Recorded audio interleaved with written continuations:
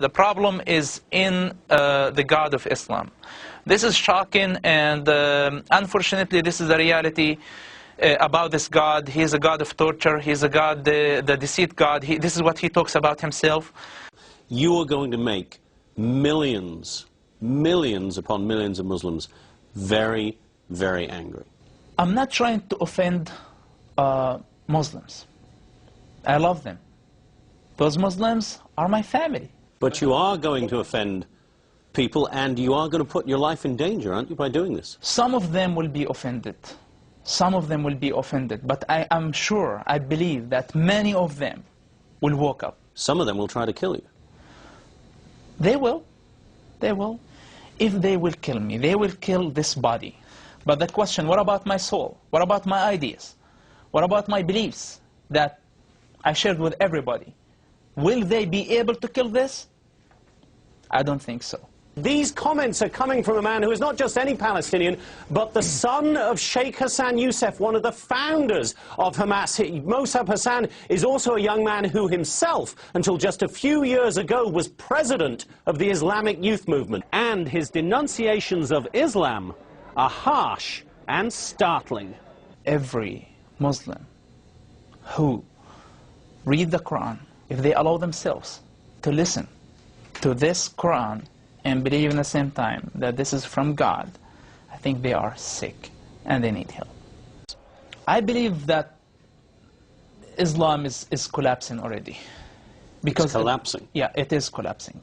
It looks from the outside, it's growing, but from the inside, it's completely collapsing. It's not giving answers to the people. It's not improving their lives. It's not helping them at all. Within 10 years, that's it.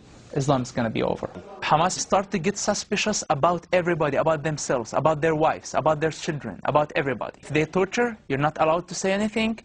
If they kill people, you're not allowed to say anything. If they teach you something wrong... They torture and they kill people in the jail? They tortured and they killed people. Their own people? Their own people. Like put needles under their fingernails. They put needles under the fingernails? Needles under their fingernails. Hamas leaders that we see them on the TVs now, okay, and big leaders were responsible for torturing their own members. In studying the Quran, Mosab Hassan found what he calls thousands of inconsistencies. What Muslim sheikhs or religious people do, that they focus on only one part of Islam. Which part do they focus on? The part that they need for that time. If it's a war zone, if it's wartime, they're talking about jihad. They bring the verses that, so it's like very political religion. And this way, I discovered that the Islam is the most bipolar religion on earth, that you can find whatever you want. So the Quran contradicts itself? In so many ways. Within days of us broadcasting that interview, it spread across the internet like wildfire. Days after that, Al-Qaeda itself stepped up in the absence of Hamas making any comment, criticized Hamas for allowing him to get away from the organization, and then concluded their internet statement by quoting the words of the Prophet Muhammad, chilling words. They said, "Whoever changes his religion, kill him." That being a reference to the fact that Mosab Hassan not only has left Hamas, but has now turned his back on Islam and converted to Christianity. It's like my medicine became. It's not a drug. It's not it's not like Quran. Quran is a drug. The Quran is a drug, you say? Islam is a drug. To be honest with you, being killed is not the worst thing can happen to me.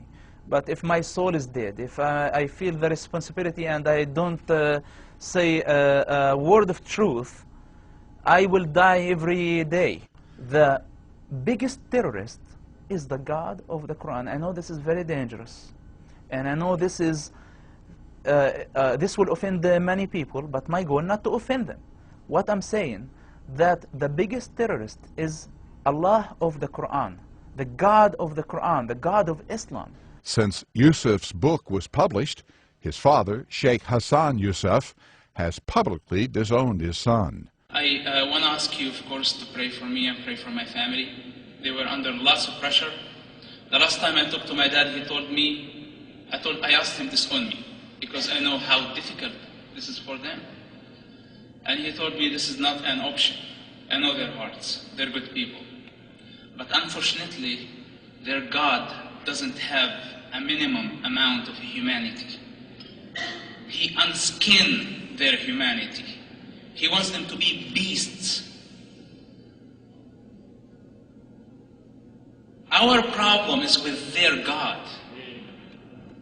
Our problem is with their ideology. Please to understand the difference between Islam and Muslims. Please, Muslims are wonderful people. The worst criminal terrorist Muslim has moralities, responsibilities, logics than the God of the Quran. And what I see that governments are hunting the street drug dealers when they are trying to catch somebody like Bin Laden. How old Bin Laden is? 50 years, 60 years, and how long he's gonna survive? For the next 15 years? We have a problem with a gangster has been for the last 1400 years, and he will be there for the next 500 years if nobody will stop him. And our war is with him. My war is with him. My God's war is with him. If Jesus Christ was here now, right now, and you ask him a question, what do you think about the God of the Quran and the God of Islam? What his answer will be. But I'm telling you, the problem is much bigger than Hamas. The problem is in the God of Islam. This is shocking, and unfortunately, this is the reality about this God. He is a God of torture. He is a God, the deceit God. This is what he talks about himself. Islam as a religion in general is a lie wrapped with some facts and truths, and I'm talking this with the authority of somebody who understands exactly what Islam is all about. And it's the biggest lie in history, in my opinion. And this is the biggest danger, that a quarter of population of Earth believe that this is a religion from God. They are wonderful people. You know, here in Canada, our Muslim population is the same as any other religion. So, you know, those are very inflammatory words about. I know you've converted to Christianity, but that's pretty inflammatory. Yeah. Yes. This is a good point, and what I'm trying to tell you here, that your problem, my problem, the world's problem is not with Muslims. And Muslims, the majority of Muslims are great and wonderful people. They are my people. I know their pain, I know their sufferings, and I know their hearts.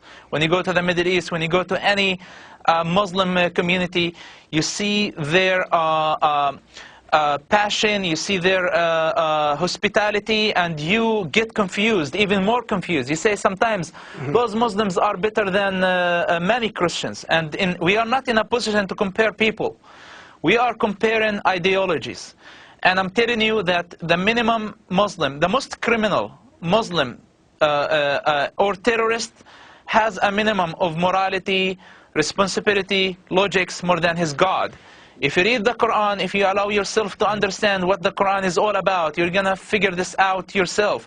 Go to the Quran, Surah 9, verse 5, and you will find what the God of Quran is asking Muslims to do against everybody.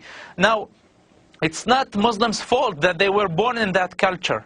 It's not their fault that they were born as Muslims. But what we're telling them, understand your religion before you are offended. Those are realities about their religion, and they need to recognize that. Your father is the leader of Hamas in the West Bank. Didn't you feel that you are betraying your family, betraying his confidence, betraying the idea he dedicated his life to? How did I betray him? By saving his life, for example? I'm not doing him a favor. This is my dad. I know I rather to die and he doesn't get hurt. I look like a traitor because I am doing what my people need, not what my people want. It's very obvious that they're going to try and kill you till the rest of your days, and still here you are in Israeli television without disguise, without fear.